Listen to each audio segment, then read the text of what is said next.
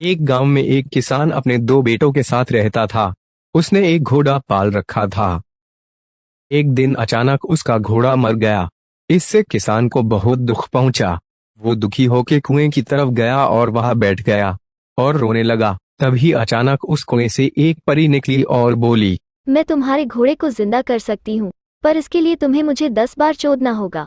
ये सुन के किसान खुश हो गया और बोला, हुए हुए हुए, एक तो मेरा घोड़ा जिंदा हो रहा है और फ्री में गुलामी भी मिल रही है।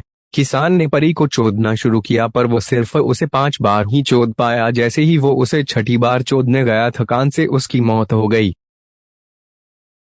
अपने पिता की मौत की खबर सुनकर बड़ा बेटा चीमस बहुत उदास हो गया और वो भी कुएं के पास जाकर बैठ गया और रोने लगा। तभी अचानक कुएं से फिर से परी निकली और चीमस को बोली, मैं तुम्हारे पिता और घोड़े दोनों को जिंदा कर सकती हूँ, पर इसके लिए तुम्हें मुझे 20 बार चोदना होगा।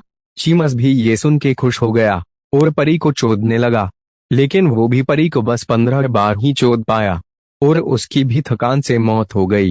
ये खबर जब छोटे भाई डोगेश ने सुनी तो उसे भी बहुत दुख हुआ और वो भी कुएं के पास जाकर रोने लगा। तभी अचानक कुएं से फिर से परी निकली और डोगेश से बोली, मैं तुम्हारे पिता, भाई और घोड़े तीनों को जिंदा कर सकती हूँ, पर इसके लिए तुम्हें मुझे 30 बार चोदना होगा। ये सुन के डोगेश भी खुश हो गया और परी को चोदने लगा। उसने परी को 10 बार, 20 बार, 30 बार चोद दिया। परी भी खुश हो गई, लेकिन डोगेश रुका नहीं और परी को चोदता रहा। परी ने उसे रुकने को कहा, पर वो रुका नहीं।